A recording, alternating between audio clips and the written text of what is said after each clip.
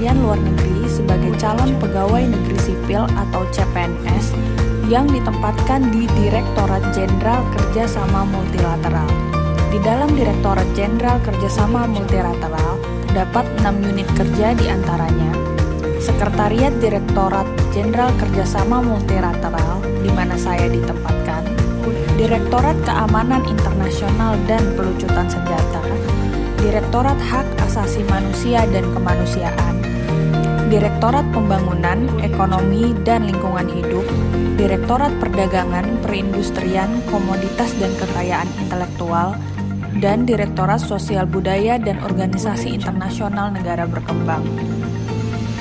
Direktorat Jenderal Kerjasama Multilateral adalah unsur pelaksana di Kementerian Luar Negeri Republik Indonesia di bidang hubungan politik luar negeri multilateral. Saat ini dipimpin oleh seorang Direktur Jenderal, yaitu Bapak Tri Taryadi. Adapun visi dan misi Direktorat Jenderal Kerjasama Multilateral yang tertuang dalam Rencana Strategis Ditjen KS Multilateral tahun 2020 sampai 2024 adalah visi, memimpin diplomasi kerjasama multilateral yang aktif dan efektif. Misi, pertama, meningkatkan kepemimpinan dan peran Indonesia di forum multilateral. Kedua, menjalin kerjasama multilateral sesuai kepentingan nasional. Ketiga, melibatkan seluruh pemangku kepentingan sesuai agenda nasional. Dan keempat, mengoptimalkan keanggotaan dan keterwakilan Indonesia di organisasi internasional. Direktorat Jenderal Kerjasama Multilateral mempunyai tugas merumuskan serta melaksanakan kebijakan dan standarisasi teknis di bidang hubungan politik luar negeri multilateral. Dalam menjalankan tugas, Direktorat Jenderal Multilateral menyelenggarakan fungsi perumusan kebijakan di bidang penyelenggaraan hubungan luar negeri dan politik luar negeri dalam lingkup kepentingan multilateral, pelaksanaan kebijakan dan koordinasi di bidang penyelenggaraan hubungan luar negeri dan politik luar negeri dalam lingkup kepentingan multilateral, pelaksanaan evaluasi dan pelaporan di bidang penyelenggaraan hubungan luar negeri dan politik luar negeri dalam lingkup kepentingan multilateral, pelaksanaan administrasi Direktorat Jenderal Kerjasama Multilateral, dan pelaksanaan fungsi lain yang diberikan oleh Menteri. Dalam menjalankan tugas dan fungsinya, Direktorat Jenderal Kerjasama Multilateral selalu berpedoman pada keterbukaan informasi publik.